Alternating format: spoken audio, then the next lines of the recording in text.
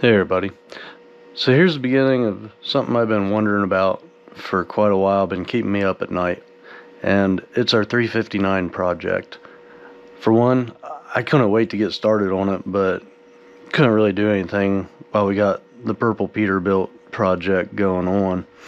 But even more so than just getting started on it, I bought that truck after it'd been sitting, I don't know, at the very least 11 or 12 years out in the sun, and the stickers that were put on it were in horrible shape. I love the paint job of the truck. I don't mind patina at all. Obviously, my 72 F250 has a lot of patina. So does my brother's 66 F250. That's a look that we really enjoy. We figure, if it takes decades for a truck to earn the way it looks, then I don't know, I think it's cool and authentic. But anyway, the stickers, on the other hand, they need to come off if the truck's ever going to be used. We can't use other people's stickers, obviously. So the question is could the stickers be removed without destroying the paint job? I definitely have had older trucks where you start taking stickers off and the paint just peels off the body right alongside of the stickers. So I was fearful of that. On the driver's side, that side of the truck didn't get as much sun as the passenger side. So you can see me here starting on the easy side and get a feel for it and cross my fingers hoping that this driver's side would come off easy. So that's all this video is, basically. It's me taking stickers off of the body. I don't think you get to see Mark doing it, but he does pull the light bars off of the cab and the bunk, and he cleaned out the interior some. But anyway, I just figured that along with allowing you to see how the stickers come off, I'd just spend some time talking about this project and what I envision for the future of it. The only reason we were able to work on this for a day or two is because when we went to pick up Jermail's purple Peterbilt from the paint shop, we found that the frame wasn't painted as we had asked. In the meantime, we didn't have work scheduled, and we were waiting to get the truck back from the paint shop, and it was a beautiful day. So we thought, what better to do than spend a little time with the 359, and it was a super enjoyable day. But anyway, trying to find time to work on this is going to probably be just as big of a challenge as finding money to put into it. On the other hand, I've got a whole bunch of parts that I've been storing up for years, and there's a lot of stuff that I can get started on doing just as the truck is. As I already said, I do want to keep that original paint. I'm fond of that green, and if you look at it close, there's a ton of metallic in that paint, and I think if we get it polished outright with a bunch of new chrome and polished aluminum all around it, I think everybody's going to see that old paint and appreciate it. And the scheme, the stripes on it, I'm really fond of. I love stripes that go over top of the hood and go up the bunk and stuff. It's a simple scheme as far as white and green goes, and the more colors, the fancier, the better. But I don't know, this one's unique, and so I just don't want to change it. On the other hand, with everything I want to do to this truck, not painting it is going to be a big challenge as well. My goal at the end of the day is to take this 1986 Peterbilt and turn it into a modern semi-truck. I mean, obviously, not a driveline out of 2025. I'm not putting an automatic transmission in it. I'm not putting DEF on it. I think that, those mid-90s to mid-2000 trucks are the best ones you could buy. And so we're going to combine all that with a bunch of custom stuff and try to make an old school truck that'll run and outperform today's trucks. Along with keeping the body original, that does mean, just to be upfront with everybody, we're going to keep the door-mounted mirrors. I just think that's part of the 359 look, that you really, although you do gain performance, you lose its character by changing it. I understand why some people do, but it just doesn't work for me in this application. Now, other challenges I'm going to have is I want to do a Unibilt conversion on this. Cutting the big hole between the cab and the bunk, that's no big deal. But when it comes to putting air ride on the cab and the bunk, that's where you run into some trickiness. Back in the day, sometimes on the nicer trucks, you'd see them put air ride on the back of the cab and on the back of the bunk, and each section would have its own air ride system. And that was an improvement over a non-air ride body, but still, when the air was off of it, your body lines didn't match up. The up and down travel was limited. It's about half of what a Unibilt travel is. It's a shorter span from front of the cab to the rear of the cab, versus front of the cab to the back of the bunk, which anytime you can stretch it out, just like a short wheelbase truck isn't going to have a good ride compared to a 300-inch wheelbase truck. That longer span smooths things out and gives you a nicer ride. So for that reason, the Unibilt is going to be a lot nicer. But in order to do that, you got to reinforce the cab structure and the bunk structure so that you can bridge your mounts all the way from the front of the cab to the back of the bunk. I've got a customer lined up that wants to buy this truck. He's so excited about it. He went with us the day we bought it and brought it home with us. And so I've thrown some of this stuff past him, and he said he thought he wanted to go with the Unibilt. And so we do want to do that, but we want to do a body drop. And so this is one of the considerations I threw in front of him. Right now, the cab and bunk are a solid mount, and if we wanted to body drop it and keep the solid mount, we could drop it about 3 inches.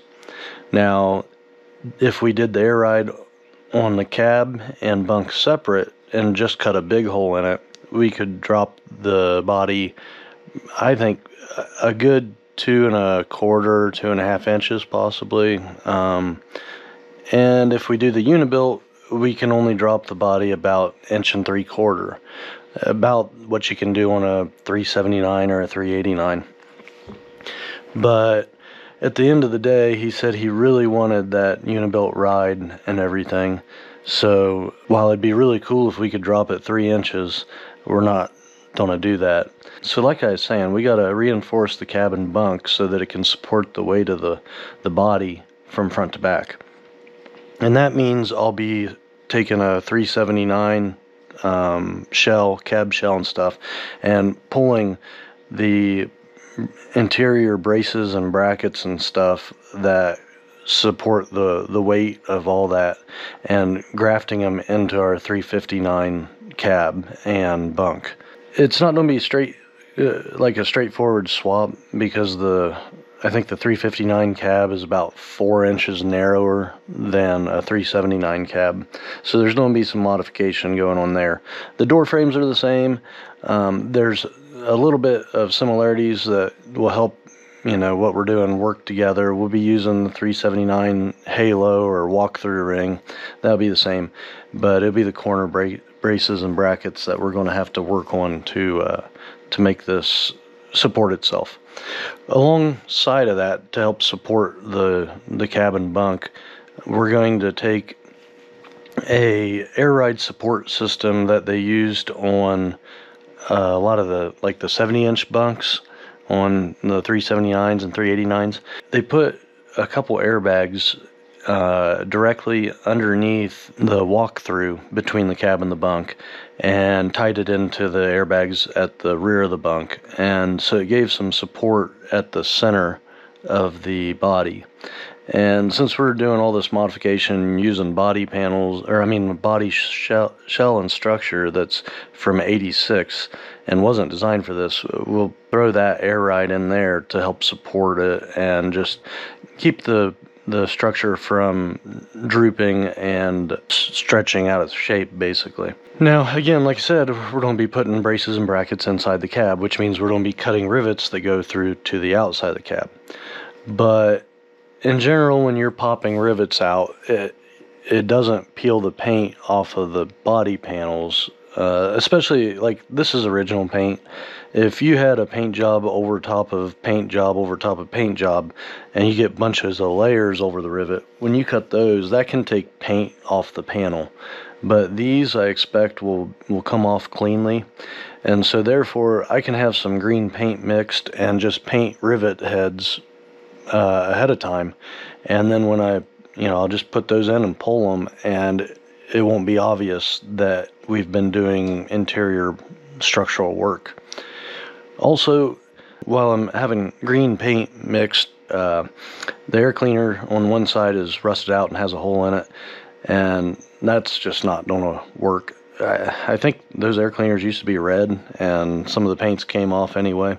So I got a brand new set of steel air cleaners that we got off Jermail's truck, and so I'm going to repaint those to match the green and keep the steel air cleaner look, but again, have a good container to protect the engine properly. As I said, I've been saving parts for years for this project. I didn't necessarily know I was going to be buying this particular 359, but I really wanted to build a 359. I've done plenty of Kenworth W9A models, and I've never really went through and totally rebuilt a 359 before, so this is my chance. And so I collected a engine for this. It's going to need totally rebuilt. It actually it had a platinum kit put in it and was ran for about 6,000 miles, and somebody put the wrong airbag on the steer suspension, and it came down, punctured the oil filter, and ran it out of oil. So I bought it right, and it would still turn over with a ratchet, but we pulled the oil pan and the crank's scarred up. So I sourced another crank from a customer that had a bad block, and so I got the block and rotating assembly there. I haven't torn down the rest of the engine to see what the rest of it looks like, but I got hopes that a lot of the rest of it is going to be okay and reusable.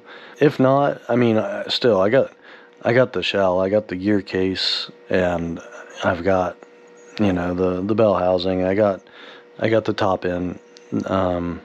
So it'll be a good platform to start building off of. I've also got A-cert with a big hole in the side of the block. That one's got a pretty fresh head that's already been O-ringed. So if I need it, I can always pull that. Plus, it's got the A-cert, compound turbo setup on that, and the turbos aren't all that old. So there's a decent chance I'll do a A-cert turbo setup on the engine that goes in this 359. I got another customer that had some trucks burn, and I got the remnants of one of his trucks. Coming out of that, I got an 18-speed RTLO 18918 that we can rebuild or have remanned and stick in this. Also, the truck had a new steering gearbox on it that I think I'm going to move over onto this. I want to do a whole custom front end and steering on this, so I want to take the gearbox and move it from the rear spring hanger up to the front spring hanger area in front of the steer axle. It improves your turning and handling, along with allows you to drop the suspension in the front drastically. I want to put an air ride on there. I like Jay Farrell's kits. He don't build one for a 359, I don't think, but I'm sure his 379 kit could be adapted, or there's a company out in California, I believe, Arroyo or something like that. He makes some really big drop kits that look really nice. So that's something I might explore, or I might just build my own air ride kit for this. I've done that before. I don't know that I'm going to do it for a customer, but since this truck's mine, I'd have time to play with it properly. That's a possibility as too. I might just try to make it myself. It's kind of nice, kind of fun to be able to put your name on various aspects of a project like this. I also got a car hauler that I bought off a customer.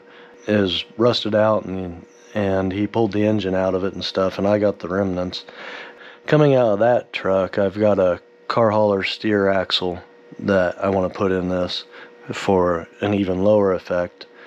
Along with that, the drive axles out of that, I want to pull that whole suspension and put it on this truck because it's got the Peterbilt low air suspension.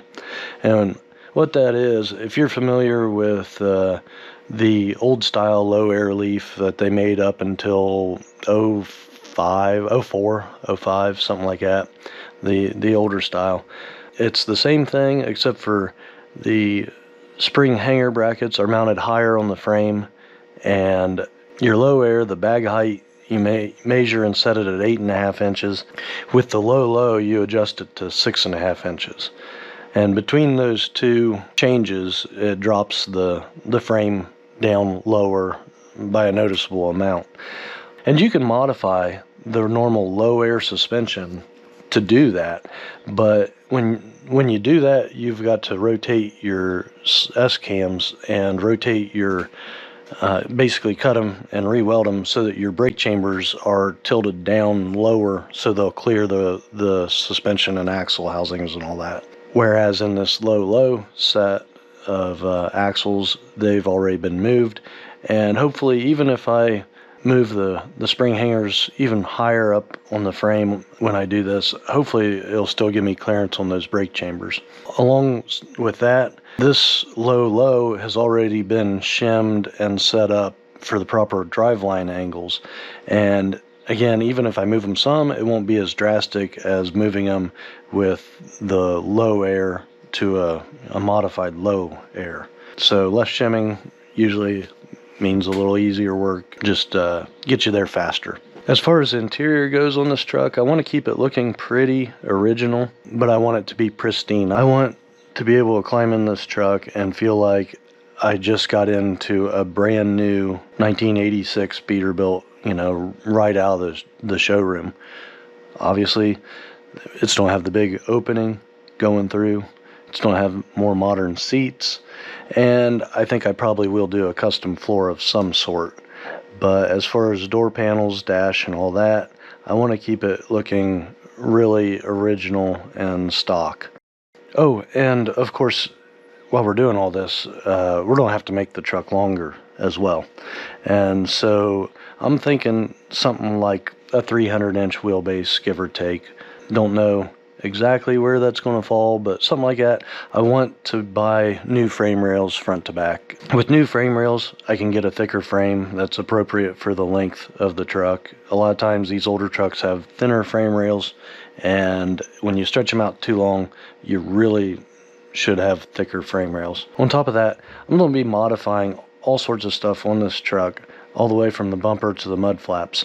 And so I would have been, if I reused the frame, I would have ended up with a whole lot of extra holes that I didn't need because I'd been changing things. This way, the only extra holes I'm going to have at the end of the day are the ones where I accidentally drilled them in the wrong spot. Hopefully that's very few. But it'll make for a nicer, cleaner truck, and it'll keep the value up. I think if we did all this work but spliced the frame, it just would hurt the value of the truck. Obviously, we'll be putting some lights and chrome and rear fenders and stuff like that on this, but I'll save those for a later date. I got ideas there, but those will be determined and finalized later. In the meantime, I just wanted to show you guys how this truck turned out with the stickers off. I'm real happy that the passenger side stickers came off the way they did. It's got its scars here and there, but I think we saved it. I think we can work with this paint, and at the end of the day, I think we can use it and end up with a real nice truck. Thanks for watching. I hope you enjoyed listening to me. I know there wasn't much to see in this video. If you want to see how this truck progresses over time, make sure you're subscribed to the channel, and thanks for watching.